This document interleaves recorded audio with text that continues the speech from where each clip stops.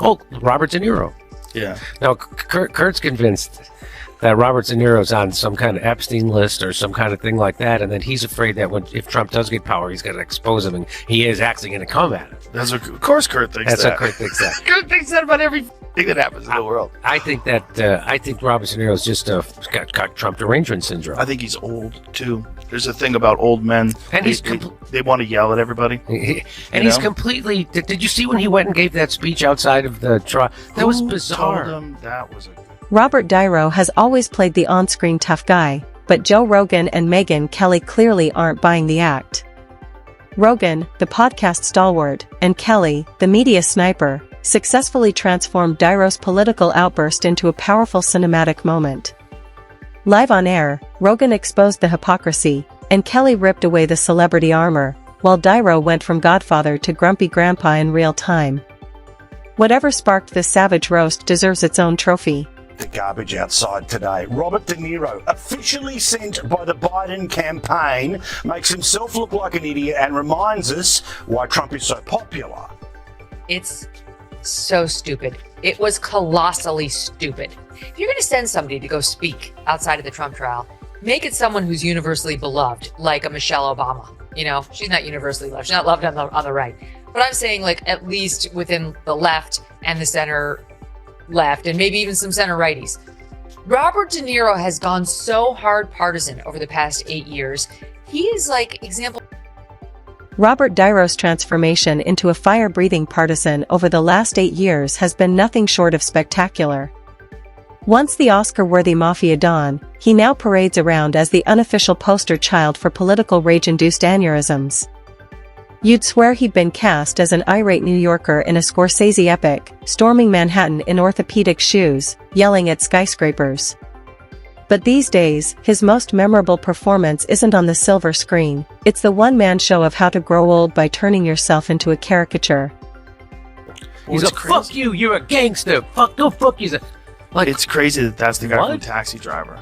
Yeah. You know what also I think? I think those guys have no friends. I think the only friends they have are Hollywood phonies. And so you're in this weird world where everybody you talk to is a phony, and you become a phony, and everyone's a phony, and your grasp on reality is very slippery. And you're Now enter Joe Rogan, a guy who can go from talking about elk meat to dismantling celebrity egos faster than De Niro can scowl. Rogan didn't hold back. He didn't even pause to consider if De Niro might have a point. Why? Because watching De Niro rant about politics is like watching someone argue with a toaster, dramatic, pointless, and destined to end in burnt toast and regret.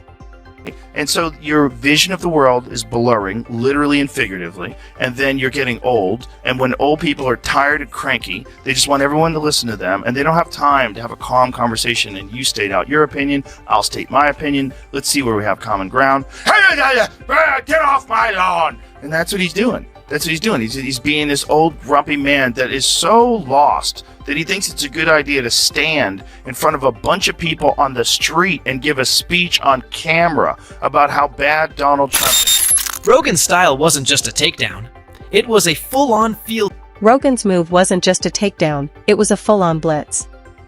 De Niro had been stomping around like a geriatric gladiator, swinging verbal swords at anyone right of center, but Rogan barreled in like a bulldozer on ayahuasca and snapped, "What is this guy even doing?" Of course, he wasn't asking. It was a rhetorical haymaker meant to pin De Niro to the cultural dartboard like some taxidermy cliché. Gone so hard partisan over the past 8 years.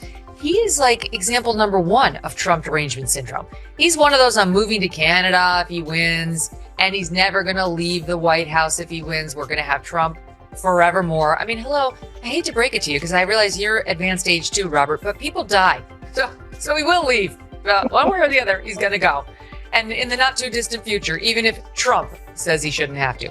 But in any event, he didn't do that the last time, Paul. Can you really picture a scenario in which Trump is more determined to hold on to power than he was at the last time in 2020, going into 2021? And what Rogan didn't let up, well, except maybe for a nod to some cranky New Yorker editors and the ghost of Marlon Brando. He shredded De Niro like he was debunking a CIA dolphin alien conspiracy. De Niro's nonstop political fury simply didn't compute, not for Rogan and certainly not for the slow clappers in the afterlife. Why is he talking about this publicly? I'm going to say one thing. Trump. If you're going to come out and say that you have a really deep-seated hatred for one of the two people running for president, you can't just be, he's a bully, he's a piece of shit, I hate him. He's an idiot. Colin Powell said it best. He's a national disaster. He's an embarrassment to this country. It makes me so angry that this country has gotten to this point, that this fool, this bozo, has wound up where he has. Probably, if you're going to express yourself about it and alienate 50% of the country, which it seems like it is, you're going to have to do better than that. You should have some specific things. Like he did some real estate deals with people in New York. Let me tell you what he did to people over. I would love to hear it. He did this and that. Let me tell you what he did that was fraud. Niro, of course, stayed silent, probably off shooting his next grumpy old man drama, muttering through 3 acts before coughing up a gravelly moral sermon that practically needs subtitles. Rogan wasn't there for nuance. He came to spotlight the absurdity of a once subtle powerhouse now spouting conspiracy theories at Burning Man. Then Megyn Kelly arrived, not with a protein shake, but armed with receipts, stilettos, and enough rhetorical venom to stampede wild boars. She eyed Niro's meltdown and quipped, "This is what happens when you mistake a teleprompter for a podium." While Rogan laughed as if Niro had gate-crashed a UFC weigh-in, Kelly ripped the celebrity circus to shreds like a kid tearing open a gift she already loathed. Who's got a severe case of the TDS, is in conference right now, as all of the muckety-mucks are. And he's very unhappy about what Trump is doing to try to keep filmmaking, American filmmaking, in America by slapping tariffs on foreign-made films so that he can basically try to force people to make them domestically again for the American audience that they're meant to serve. And here's what De Niro said on Tuesday. America's Philistine president has had himself appointed head of one of our premier cultural institutions. He has cut funding and support to the arts, humanities, and education. And now he has announced a 100% tariff on films produced outside the U.S. Let that.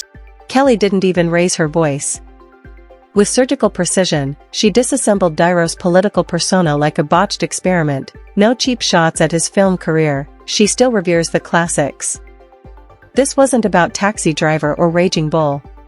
There's something about being a star where you think your opinion's more important than anybody else's, and you can go give a press conference. And he obviously has been very vocal from 2016 that he hates Trump for whatever reason. Maybe they have some personal thing. You think Trump ever threw a punch himself or took one? This guy who ran and hid in the White House bunker when there were protesters outside? No way. Now he's like holding press conferences. Now everyone's heckling him everywhere he goes. That's so bad. Like instead of just being this cranky old liberal, now you're this guy that is yelling at other people that are Trump supporters, and they're yelling at you. Like you've opened yourself up to this. Meanwhile, Rogan looked utterly baffled. Was Niro freelancing chaos or just left unsupervised? It wasn't a partisan takedown so much as pure bewilderment. Who handed him that mic? Watching him rant was like witnessing a vintage car's slow-motion crash, gorgeous build-up, tragic spin-out. Both Rogan and Kelly landed on the same verdict. Niro has become a parody of himself, and nobody in Hollywood dares to say it. If he ever stopped yelling long enough to hear them, he'd probably clutch his pearls on live TV. Doesn't want to play someone truly evil, you see. At least not a certain someone. Maybe Jimmy was a Democrat. By the way, De Niro is also very upset that Donald Trump is an alleged racist. Wonder if he pulled Jimmy Kimmel aside last night and asked him to atone for his blackface. Rogan might as well have handed Niro a protein bar with a side of reality, while Kelly, ever the seasoned critic, would have simply smiled, nodded, and disassembled his relevance like a dated op-ed. The truth is, they barely had to lift a finger. Niro's once legendary image has deflated into a gaudy balloon of past glory, primed to pop. Rogan bluntly asked what we were all thinking. Is this really the hill you want to die on, in your rumpled suit, ranting like you OD'd on hot takes and lost faith in democracy? And Kelly turned his meltdown into a funeral dirge, less cinematic icon, more that loud uncle nobody wants at Thanksgiving. You didn't think this through. Like this is, and he's getting yelled at. He's doing an outside press conference. Like, Robert, you're 80 years old. Don't ruin this thing. You've had this life where you were a fucking raging bull. You know, you were you were in The Godfather. Like, stop doing this. And here's the twist. Nobody's begging him to quit. This train wreck is too addictive to scroll past. Watching a once iconic star descend into grumpy grandpa mode is cringe gold. Rogan, caught between sarcasm and sympathy, treated Niro like someone fumbling with a flip phone in 2025, while Kelly might as well have hand-delivered a retirement brochure. It wasn't about his politics so much as the performance, rage is theater, and, ironically, it may be his most fitting role in years. Rogan laughed it off, Kelly's barbs hit home, and the audience remained utterly glued to the spectacle. Shouting him down like, your movies suck. That's not true. No, his movies are don't very good. suck. He's one of the greatest actors. I mean, he's the heir apparent to Brando, blah, blah, blah. But he's a loon. Yeah. I mean, you have to just say what he is. He has, basically, I describe this to people. You know what's happening now? Because people are aware about concussions and the problems with CTE. When you get hit and you get a dinger in football, they put you in the blue tent, and the sideline. Yeah.